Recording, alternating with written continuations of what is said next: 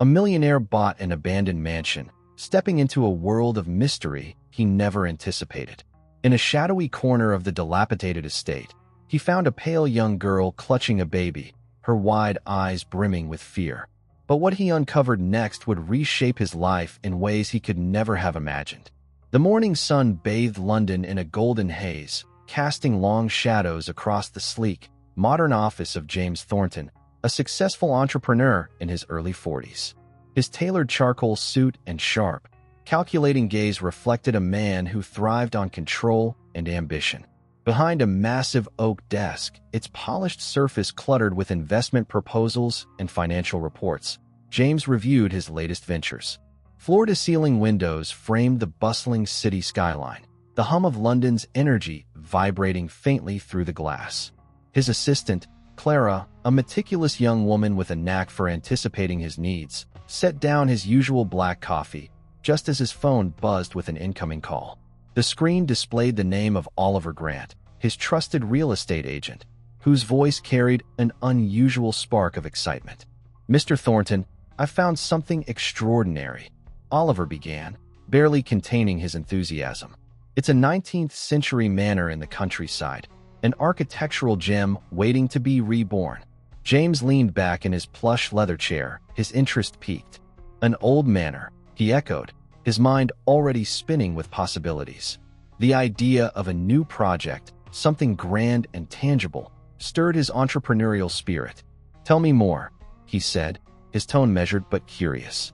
He glanced out at the city's steel and glass towers, envisioning a venture that could stand apart from his usual investments. "What's its condition?" he asked, tapping a pen against the desk. "It's been abandoned for decades," Oliver replied, his voice brimming with enthusiasm. "But the structure is remarkable. Original stone columns, intricate wood carvings, and a sprawling garden that could be magnificent with restoration." He paused, then added with a hint of intrigue, "With the right work, its value could skyrocket." The words ignited a spark in James's mind. He demanded photos, and within minutes, his inbox filled with images of a grand, weathered manor. Despite its cracked windows, peeling paint, and ivy-choked facade, the estate exuded an undeniable elegance, turrets piercing the overcast sky, ornate stonework hinting at a glorious past. Could this be his greatest acquisition yet? Or was there more to this forgotten relic than met the eye? "When can we view it?" James asked, his voice betraying a flicker of excitement he rarely allowed himself to show. "This afternoon, if you're free," Oliver replied promptly, his efficiency earning a nod of approval from James, who valued precision above all. "Let's go," James said decisively, already mentally mapping out the logistics of the trip. The drive to the countryside was a journey into another world. As James's sleek black sedan wound through rolling hills and narrow lanes, London's frenetic energy faded, replaced by the quiet hum of nature, birds chirping, leaves rustling in the breeze. The manor appeared suddenly, its imposing silhouette rising from a tangle of wild roses and overgrown vines. Its turrets and chimneys stood like silent sentinels, guarding secrets of a bygone era. James stepped out, his polished shoes crunching on the gravel drive, and took in the sight. The manor was both majestic and melancholic, a sleeping giant waiting to be awakened. "It's breathtaking," he murmured, his breath visible in the crisp air. Oliver joined him, clutching a clipboard with property details. Built in 1875 for a noble family, this estate was once the heart of social life in these parts, he explained, gesturing to the sprawling grounds. But times changed, and it fell into disrepair. His voice faltered slightly, and James caught the hesitation. "What changed?" he pressed, his entrepreneurial instincts sensing a hidden story. Oliver adjusted his tie, a nervous habit. "Just rumors, really. Lights flickering in the windows at night, strange noises. Locals love their ghost stories," he said with a forced chuckle. James smirked, unconvinced by talk of superstitions. They approached the massive oak door, its intricate carvings worn but still striking, a testament to the craftsmanship of another era. Pushing it open, they stepped into a grand foyer, the air heavy with dust and the scent of aged wood. Their footsteps echoed on cracked marble floors, and faint sunlight filtered through grimy windows. casting patterns on faded wallpaper. Crystal chandeliers, dulled by decades of neglect, hung from ornate plaster ceilings. French bronze, original to the house, Oliver noted, pointing upward with pride. James nodded, his mind racing with estimates for restoration costs. Despite the decay, the manor's soul was palpable, its walls whispering tales of forgotten balls and whispered secrets. As they explored the ground floor, passing through a dining room with a warped mahogany table and a parlor with tattered velvet curtains, a loud thud from upstairs stopped them cold. The sound reverberated through the empty house, sharp and unmistakable. "Probably pigeons," Oliver said quickly, but his voice betrayed unease, and his eyes darted to the ceiling. James's curiosity flared, a mix of skepticism and intrigue. "Let's check," he said, already heading for the grand staircase, its carved railings coated in dust but still exquisite. Oliver hesitated but followed, his reluctance palpable. The wooden steps creaked under their weight, each groan amplifying the manor's eerie silence. On the second floor, a long corridor stretched before them, lined with heavy doors leading to spacious rooms.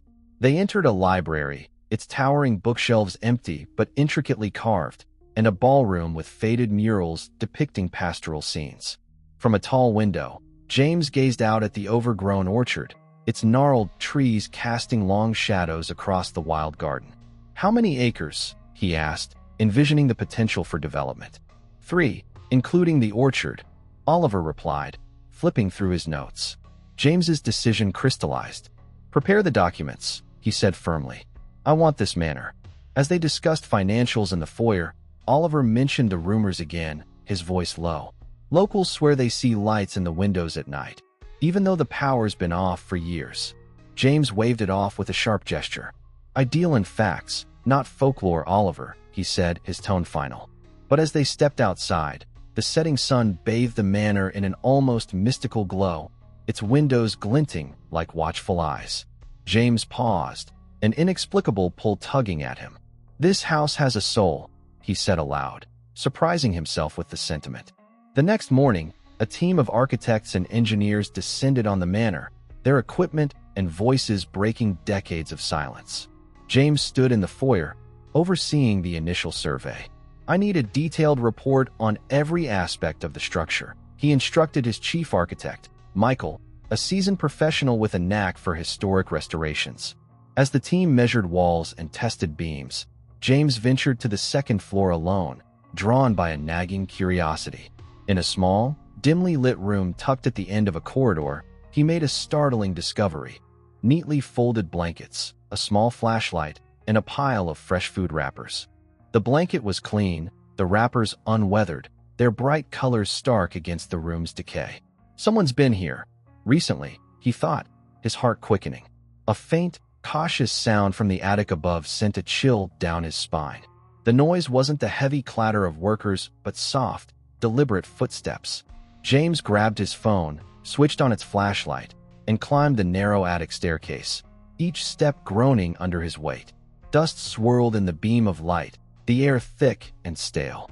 At the top, he pushed open a creaky door, revealing a low, shadowy attic cluttered with forgotten trunks and cobwebbed rafters. His flashlight swept the space, landing on a small figure huddled in the corner. A girl, no older than 10, clutching a bundle wrapped in an old blanket. Her pale face and wide, fearful eyes locked onto him, her body tense as if ready to flee. "Don't be afraid," James said softly, lowering the flashlight to avoid blinding her. He took a cautious step forward, his voice calm and steady. "I'm James. What's your name?" After a long, tense pause, her voice came, barely a whisper. "I'm Lily. This is my brother, Tommy."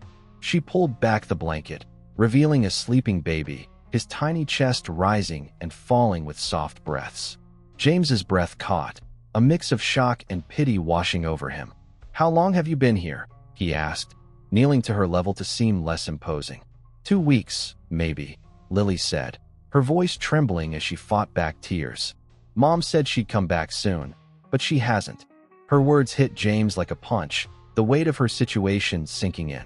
2 children, alone in this decaying manor, abandoned by their mother for reasons unknown. "Where's your mom now?" he asked gently, careful not to push too hard. "I don't know," Lily whispered, tears spilling down her dirt-streaked cheeks.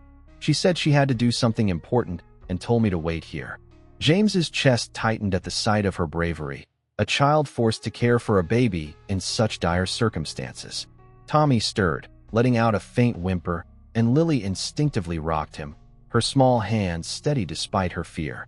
"You can't stay here," James said firmly but kindly, his mind racing. "This place isn't safe.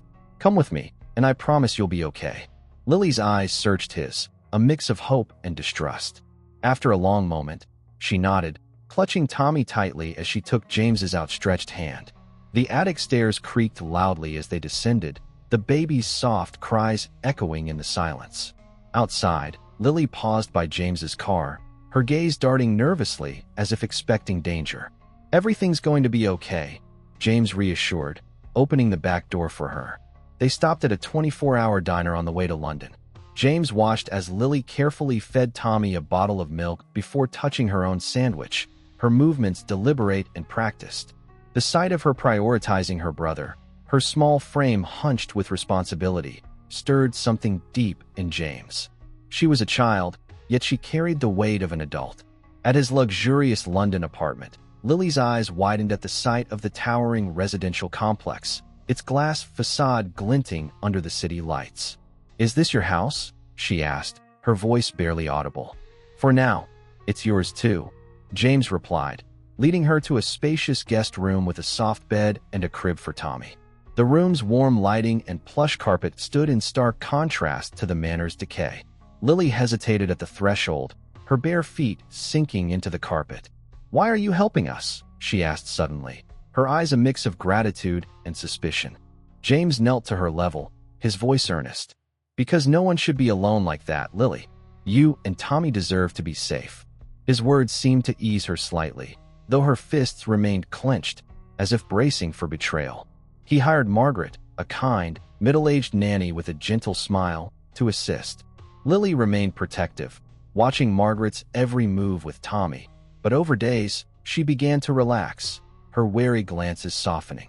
In the attic, James had found a child's drawing, a colorful sketch of the manor with a small figure holding a baby, done in bright pencils. It was recent, the paper uncreased, a clue to Lily and Tommy's story. Determined to find their mother, James contacted Robert, a private detective with a reputation for discretion. "Find her," James urged, handing over a worn photo Lily kept of a woman with tired but determined eyes. "Her name's Sarah," Lily had said, clutching the photo like a lifeline. Robert's investigation led to a bank where Sarah had rented a safe deposit box weeks earlier. With legal clearance, James and Robert opened it, finding a sealed letter addressed to Lily and a USB drive. The letter, written in hurried script, revealed Sarah was hiding from powerful enemies tied to a massive corruption scheme she'd uncovered. "She's in danger," James realized, his resolve hardening. He vowed to reunite the family, no matter the cost. Robert traced Sarah to a small village outside London. James met her at an old stone church, its steeple barely visible through dense forest. Sarah emerged from the shadows, her face gaunt but her eyes fierce with determination. "Are my children safe?" she asked, her voice breaking as James showed her photos of Lily and Tommy. Tears streamed down her cheeks as she clutched the phone. "I left them in the manor to protect them," she whispered. "People want me silenced." James promised a reunion, his voice steady despite the weight of her words. At his apartment, the reunion was heart-wrenching. Lily's face lit up when she saw Sarah behind James. "Mom?" she whispered, then ran into her arms, their embrace fierce and tearful. Tommy, sensing his mother, stirred in his crib, and Sarah lifted him gently, her voice trembling. "My darlings," she whispered, holding them close, her face a mix of relief and guilt. James stood aside, feeling the weight of their bond, knowing he'd made the right choice. Over tea that evening, Sarah explained her absence. "I uncovered corruption involving powerful figures, politicians, businessmen," she said, her hands trembling around her cup. "They threatened my family, so I hid Lily and Tommy in the manor, thinking they'd be found and safe." Her voice cracked with guilt. Documents hidden in the manor's secret room held the evidence. James and Robert returned, navigating the attic shadows to find a concealed panel behind a stone wall. Inside were papers, photos, and discs detailing a vast scheme. "This is it," Sarah said, her voice trembling with hope and fear. They handed the evidence to authorities, sparking a wave of arrests and media exposés. Headlines screamed of corruption, naming prominent figures. But danger lingered. James moved Sarah, Lily, and Tommy to a safe house in the woods, its modern security a stark contrast to the manor's decay. En route, a car followed them, its presence chilling. Guards outmaneuvered it, but the incident left Sarah shaken. At the safe house, Lily clung to her mother, asking, "Are we safe now?" Sarah hugged her tightly. "Yes, sweetheart, we're together." Robert reported a breakthrough. A witness agreed to testify, strengthening the case. News broadcasts detailed the scandal, and Sarah's statement to the prosecutor sealed the investigation. Months later, Sarah, Lily, and Tommy settled into a new home James helped find. A cozy house with a small garden, far from the manor's shadows. The manor itself was transformed into a shelter for families in need, its once dark halls now filled with hope. One evening, as the sun set over London, James sat with Sarah and the children on their new porch. Lily, her drawings now bright with color, looked up at him. "Will you always be with us, James?" she asked, her voice soft but confident. He glanced at Sarah, whose eyes shimmered with gratitude. "If you'll let me," he said, smiling. Sarah nodded, her voice quiet. "We'd be glad." James, Sarah, and the children became a family, bound by a journey of courage and sacrifice. The manor's secrets, once heavy with fear, faded into a symbol of new beginnings. Their story was no longer one of mystery, but of love and resilience, a testament to the power of hope. Thank you for living this story with us. If it touched your heart, share your thoughts in the comments. Subscribe to our channel Tell Me Stories, and share this tale with friends. Your support inspires us to create more gripping stories. Don't miss the next one, it's coming soon.